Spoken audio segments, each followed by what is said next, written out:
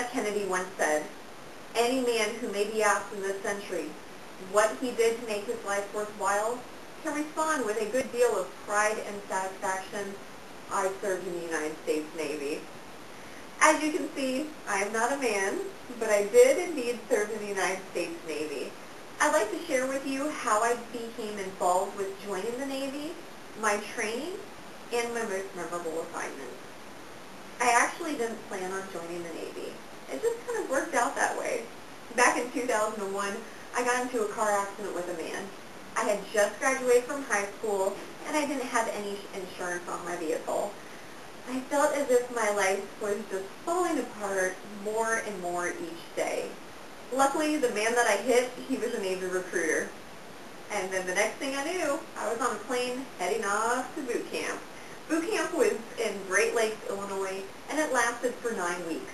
As soon as I stepped off the bus, it seems as if my individuality was stripped away from me. We all changed from our civilian clothes to our uniforms, and we all got our hair cut. We all looked alike, we dressed alike, and from that point on, we knew that we had to work as a team in order to get everything done correctly. The training was not as intense as I had imagined, and the food that they fed us was actually very delicious. The first time that I actually ate cordon bleu was in boot camp. Now, I enjoyed every single aspect of boot camp except for cutting my hair. The time went by quickly, and I graduated and moved on to my specialized schooling. I'd like to share with you some photos first before we go on to that. And this one here, I actually have my short hair. You can see that one there. The next one is me inside of the aircraft in my flight suit. And then the very next one, that one is me with my hair grown back out and then just pulled back. So I'll go ahead and pass these around.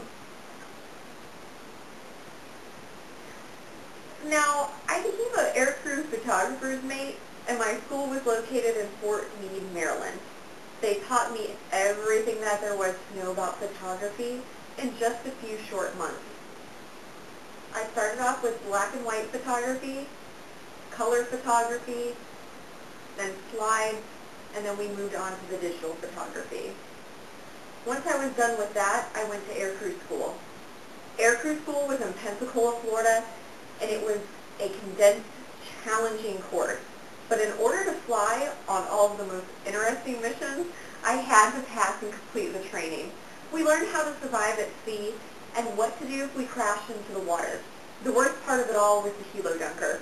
It was this capsule that mimicked a helicopter, and I was submerged underwater in the helo dunker, flipped over, and then once all of the movement stopped, we were able to get out and reach the surface.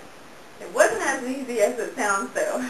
There were 6 of us in there, and I actually got kicked in the face a few times during all the panic and the fury. We were all just trying to get out of there. So needless to say, I was very happy that that training was done with. And right now I'd like to share with you my uniform. This is my cover that I had to wear, and then this here is my uniform. These right here are the aircrew wings that I received for completing my aircrew class. So I guess the helo dunker was worth it. And then this here, these are my ribbons and my medals, my name tag, and then of course my rating badge. This is a 2nd class petty officer.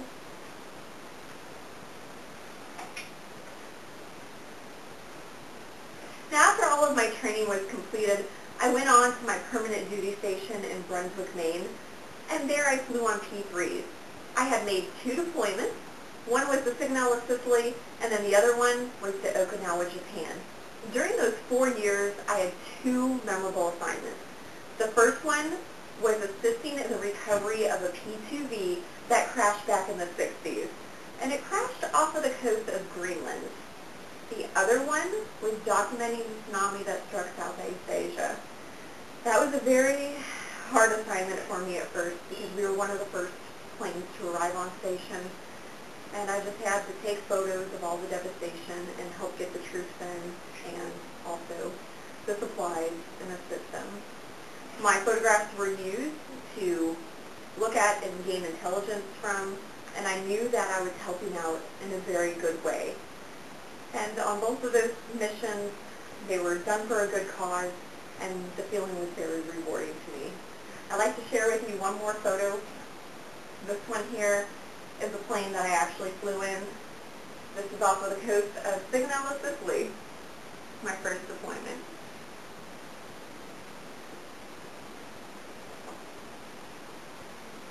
Now, although I did not plan on joining the Navy, I'm very glad that I did, and completing all of my assignments and my training successfully, it made me feel very proud, and I'm very glad that I served in the United States Navy.